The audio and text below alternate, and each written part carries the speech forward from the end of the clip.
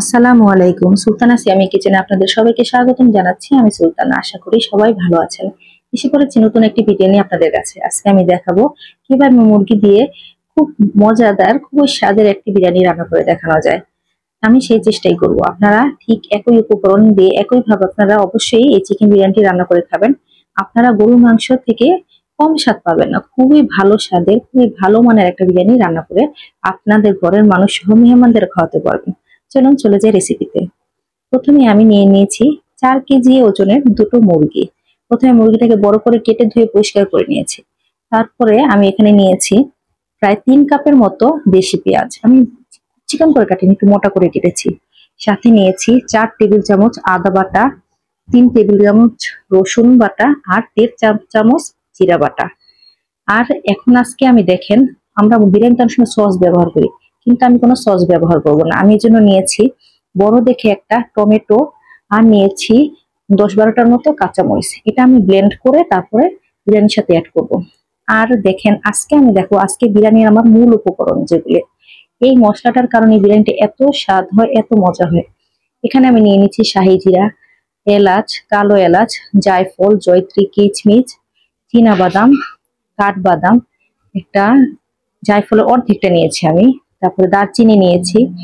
এখানে নিয়েছি 1 চা চামচ গোলমরিচ, গোটা গোলমরিচ। আমি এই সব মশলাগুলোকে একসাথে ব্লেন্ডার জারে দিয়ে একবারে পিষে নিব। আমি তো শুকনা করবো না, এই সাথে যে টমেটোটা আছে না, ওই টমেটো সহ আর কাঁচামরিচ সহ একসাথে ব্লেন্ড করে পুরোপুরি ভাবে বেটে নিব। তারপরে দেখেন আমি যে মুরগিটা আনাম করে কেটে ধুয়ে রেখেছিলাম, ওটাকে আমি ছোট ছোট করে কেটে সুন্দরভাবে ধুয়ে নিয়েছি। আমি কিন্তু খুব ছোট করিনি। দেখেন আমার সাইজটা, মুরগির সাইজটা কিন্তু একবারে ঠিক আছে না, রেগুলার সাইজের মতো, কারণ এটা বিরিয়ানিতে দিলে একটু ছোট হবে। এখন দেখেন আমি যে পেস্টটা তৈরি করেছিলাম মশলার, গরম মশলার, এই যে আমার বিরিয়ানি মশলাটা রেডি হয়ে গেছে।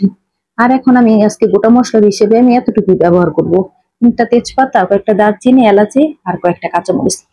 আর কোনো গোটা মশলা আমাদের দরকার হবে না। চলুন এখন আমরা প্রথমে মুরগির মাংসটা রান্না করার জন্য চলে যাই। এখানে আমি দিয়ে দিব অনেকখানি তেল। এই তেলের মধ্যে এখন আমি দিয়ে দিব 3টা তেজপাতা, যে তেজপাতাটা আমি রেখেছিলাম দেওয়ার জন্য। তেজপাতাটা দেওয়ার পর আমি পুরোটা পেঁয়াজ একসাথে দিয়ে দিব কড়াইতে যখন আমি তেলটা দিব, তখন আমি পেঁয়াজটা যখন দিব তখন সুন্দরভাবে এটাকে নেড়ে চেড়ে আস্তে আস্তে করে আমি ভেজে নেব। কোনো তাড়াহুড়া করব না। আমি যদি এখানে তাড়াহুড়া করি তাহলে পেঁয়াজটা হবে কি এক সাইড দিয়ে লাল হয়ে যাবে, এক সাইড দিয়ে কালো হয়ে যাবে, এমন হবে। আমি চাই পুরোটা পেঁয়াজ যাতে এক সমান করে একভাবে কালারটা আসে, সুন্দর একটা কালার আসবে। আমি খুব বেশি পেরেস্তার মতো করব না।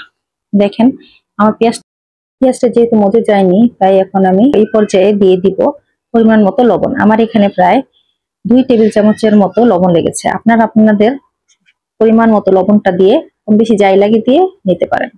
আর লবণটা যখন দিয়ে দিব তার কিছুক্ষণ পরে আমি দিয়ে দিব আমার যে আদা রসুনের পেস্টটা ছিল এইটা। দেখেন আমার পেস্টটা কিন্তু খুব বেশি লাল হয়ে যায়নি, তখনই কিন্তু আমি আদা রসুনের পেস্টটা দিয়েছিলাম। আদা রসুনের পেস্টটা যখন দিব তখন আমি সাথে সাথে এই পানিটা নিয়ে কিছু দিব না, আমি হালকা একটু করে ভেজে নেব। মশলাটা যখন একটু ভাজা হবে তখন এই পর্যায়ে আমি দিয়ে দিব 2 চা চামচ যে আমরা রান্না করি মরিচের গুঁড়ো, এই মরিচের গুঁড়াটা। এই মরিচের গুঁড়াটা দেওয়ার কারণে আমার যেই মুরগির মাংসটার ভিতরে সম্পূর্ণ মশলার সাথে হালকা একটু ঝালও ঢুকবে, তাতে হবে কি বিরিয়ানির টেস্টটা একটু বাড়বে। আপনারা কিন্তু ইচ্ছা করলে যারা ঝাল কম খায় তারা বাচ্চাদের জন্য বা এটি স্কিপ করতে পারেন। আমাদের বাসায় বাচ্চারা একটু হালকা পাতলা ঝাল খায়, তাই আমি দিয়েছি।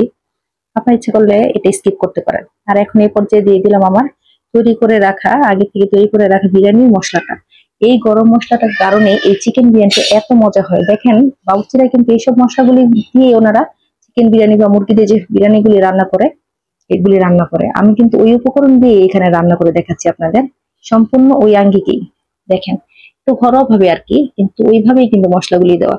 আমার মশলাটা সুন্দরভাবে কষানোর পরে দেখেন কালারটি কি এসেছে, আর তেলগুলি সম্পূর্ণ উপরে ভেসেছে, তরকারিটা একটুও লাগেনি।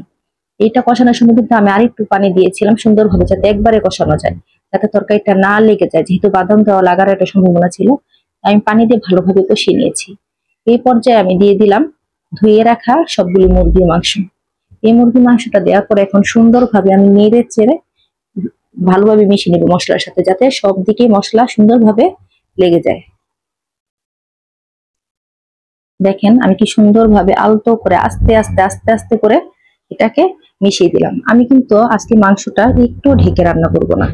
দেখেন 5 মিনিট পরে যখন আমি এটাই করে দিলাম, আস্তে আস্তে কিন্তু পানি ওঠা অলরেডি শুরু হয়ে যাচ্ছে। আমি কোনো পানি এখন পর্যন্ত দিইনি, দেখা যাক কি হয়। দেখেন 10 মিনিট পরে আমার তরকারির বর্তমান অবস্থা, পানি উঠেছে, তাই না? বেশ ভালোই পানি উঠেছে। আমি কিন্তু একটু পরে আমি এটার মধ্যে আমি ঠিক মোবাইলে নিতে আমার মনে নাই, আমি কিন্তু 1 কাপ দুধ দিয়েছিলাম, অর্ধেকটা লেবু চিপড়ে আমি 1 কাপ দুধ দিয়েছিলাম। আপনারা অবশ্যই এটা দিবেন, এটা দিলে আপনার টক দইয়ের যে একটা কাজ করে মুরগি মাংস সেটাতেই হবে এবং স্বাদটা কিন্তু খুবই ভালো আসবে। আমার কিন্তু এই দুধ আর পানি যতটুকু দিয়েছি এতটুকুই কিন্তু আমার এই তরকারিটা হয়ে যাবে। বিরিয়ানির জন্য এর থেকে বেশি দরকার হবে না। যেহেতু মুরগির মাংস, আমি অবশ্যই চেষ্টা করবো যাতে মুরগিটা না ভেঙে যায়। আমার টিপস গুলি ফলো করে যদি আপনারা রান্না করেন, অবশ্যই আপনাদের পারফেক্ট বিরিয়ানির একটা রেজাল্ট পাবেন। আর মাংস একটাও ভাঙবে না, চালগুলি হবে খুবই ঝরঝরে সুন্দর। দেখেন আমার মুরগির মাংসটা কত সুন্দর হয়ে সিদ্ধ হয়ে যাচ্ছে, তাই না? আপনারা অবশ্যই ভাবে রান্না করবেন, খেয়াল রাখবেন যাতে না লেগে যায়। দেখেন আমার মুরগিটা কিন্তু অলরেডি রান্না হয়ে গেছে, দেখেছেন? সে ভালোভাবে সিদ্ধ হয়েছে, রানটা খুলে আসছে, তার মানে আমার মাংসটা হয়ে যাচ্ছে। আর 5 মিনিট পরে আমার মাংসটা একটু যখন ঝোল শুকিয়ে আসবে তখন আমি নামিয়ে দেবো। আমার কিন্তু মুরগিটা রান্না কমপ্লিট হয়ে গেছে। এখন আজকে আমি 4 কেজি মুরগির জন্য নিয়েছি 2 কেজি চাল। আমি এই চালটা আধা ঘন্টা আগে থেকে ধুয়ে ভিজিয়ে রেখেছিলাম, সাথে কিছু কাঁচামরিচ দিয়ে দিচ্ছি আগেই। এখন চলুন বিরিয়ানি রান্নায় চলে যাই। প্রথমে একটা পাতিলে নিয়ে দিয়ে দিচ্ছি পরিমাণ মতো রান্না করার জন্য বিরিয়ানির জন্য তেল। আমি এখানে আজকে 2 কেজি চালের জন্য 4 কেজি মুরগি নিয়েছি, এজন্য একটু বড় পাতিলে আজকে রান্নার জন্য নিলাম। এখন আমি তেল যখন গরম হয়ে যাবে দিয়ে দিব দারচিনি আর এলাচ। আর এই পর্যায়ে যখন আমি চালগুলি দিয়ে দিলাম, এখন আমাদের কাজ শুরু। ভালোভাবে নেড়ে চেড়ে পেটে সুন্দরভাবে করে চালগুলি সমানভাবে সব দিক দিয়ে ভেজে নিতে হবে। এই চালটা আমি যত সুন্দর করে ভাজবো আমার বিরিয়ানি তত সুন্দর আর ঝরঝরা হবে, খেতেও হবে ভালো। অনেকের বিরিয়ানি একটা সাথে একটা লেগে যায়, এভাবে করে ভেজে নিলে চালটা তখন আর লাগবে না। আমার যখন চালটা সুন্দরভাবে ভাজা হয়ে যাবে, চালটা একটু বেড়ে যাবে, মানে ভাজাটার কারণে চাল ফুলে যায়, তখন আমি এই পর্যায়ে দিয়ে দিব আমার রান্না করা মুরগির মাংসটা। সুন্দরভাবে মুরগির মাংসটা দিয়ে চালের সাথে সমানভাবে সুন্দরভাবে মিশিয়ে দিব। মিশিয়ে আমি এটাকে আর কষাবো না, কিচ্ছু করবো না। এখন আমি আমার পরিমাণ মতো পানি দিয়ে দিব। এখানে আমি আজকে যেহেতু 2 কেজি চাল নিয়েছি, এখন আমি এখানে দিয়ে দিব 3 কেজি পানি। আমাদের 1 কেজির একটা সসপ্যান আছে ফ্রাই প্যানের মতো, ওইটা দিয়ে মেপে আমি 3 কেজি পানি এখানে দিয়ে দিচ্ছি। এই 3 কেজি পানি বা 3 লিটার পানি দিয়ে কিন্তু আমার রান্নাটা হয়ে যাবে। যেহেতু বিরিয়ানি একটা মাংসের সাথে একটু ঝোল ছিল যতটুকু, ওইটা দিয়ে এটা সুন্দরভাবে হয়ে যাবে। দেখেন আমি এখান থেকে যখন পানিটা দেওয়ার পর সুন্দরভাবে চারপাশ থেকে চালগুলি নিয়ে পানির সাথে মিশিয়ে দিয়েছি, যাতে চালগুলি সুন্দরভাবে সমানভাবে হয়। আর আমি একটু লবণটা চেক করে নিচ্ছি লবণটা কতটুকু হয়েছে, কারণ আমি এখনো বিরিয়ানিতে চালের যখন দিলাম চালটা তখন আমি লবণটা দিইনি। এখন আমি দেখলাম আমার লবণ যতটুকু দরকার এই অনুযায়ী আমি লবণটা দিয়ে দিলাম। আমি দিয়ে দিয়েছি এখন আমার 2 চামচ পরিমাণ লবণ। এর পরবর্তীতে আমার একটু লবণ লেগেছে, তখন আমি অফ ক্যামেরায় দিয়ে দিয়েছিলাম। আর এখন যে মশলাটা আপনারা দেখলেন দিয়েছি, এটা হলো গিয়ে রাঁধুনির বিরিয়ানির মশলা। আমি অল্প পরিমাণে দিয়েছি, জাস্ট ফ্লেভারের জন্য দিয়েছি, অন্য কিছুর জন্য না। কারণ স্বাদ আমার ওই যে আমার ঘরোয়া উপকরণ ওটাতেই হয়ে যাবে। পানিটা যখন এমন সমান, চালটা যেমন এমন লেভেল আর পানিটা এমন সমান এক সমান হয়ে যাবে, তখন ওই পর্যায়ে আমি করবো কি, নিচে একটা ভারী তাওয়া দিয়ে বিরিয়ানিটা এখন দমে দিয়ে দিব। দমে দিয়ে দিব এবং ঢেকে দিব। এই ঢেকে আমি রান্না করব 15 মিনিট। এই সময়টা আমি এখন আর ধরবো না বিরিয়ানিটা। দেখেন আমি সুন্দরভাবে ঢেকে দিলাম। 15 মিনিট পরে যখন আমি খুললাম, তখন দেখেন আমার বিরিয়ানিটা, এই যে দেখেন আমার কিন্তু উপর দিয়ে একটু কাঁচা কাঁচা দেখা যাচ্ছে, তাই না? আসলে এটা কাঁচা না, এটা হয়ে যাচ্ছে চাল, ভিতরেটা অনেকটাই হয়ে গেছে। আমি এই পর্যায়ে করবো কি, এই বিরিয়ানিটাকে ভালোভাবে চেপে চেপে সুন্দর করে আবার ঢেকে দিব 15 মিনিটের জন্য। এই 15 মিনিট পরে আমরা যখন আসবো, তখন দেখবেন আমার বিরিয়ানির একটা ভালো একটা রেজাল্ট এসে পড়েছে। দেখেন আমি 15 মিনিট পরে যখন আবার এটা খুললাম, তখন কিন্তু আমার চালটা অনেকটাই হয়ে গেছে। আমি এখন দেখেন ভিতর থেকে দেখাই, উপর থেকে দেখতে বুঝবেন না, দেখেছেন আমার চালগুলি আমার খুবই সুন্দর ভাবে হয়ে গেছে। আর প্রত্যেকটা চাল খুবই সুন্দর আর ঝরঝরা হয়েছে, একটার সাথে একটা লেগে যায়নি, এমনকি মাংস একটাও ভাঙেনি। আপনি একটু খেয়াল করে দেখেন, মাংস কিন্তু কোনোটা ভাঙেনি। আমি যেভাবে মাংসগুলি দিয়েছিলাম ঠিক সেভাবেই আছে। আপনারা যদি এভাবে রান্না করেন, আপনাদের বিরিয়ানিটাও এমন ঠিক পারফেক্ট হবে, মাংসও ভাঙবে না, চালগুলিও গলে যাবে না। ইনশাল্লাহ আপনাদের জন্য এমন নতুন নতুন রেসিপি নিয়ে আবার এসে পড়বো আপনাদের মাঝে। ততদিন পর্যন্ত আপনারা সুন্দর থাকবেন, সুস্থ থাকবেন। মেহমানদেরও আসে, মেহমানরা যখন বারাসায় বেড়াতে আসবে, তখন আপনারা এইভাবে বিরিয়ানি রান্না করে খাওয়াবেন।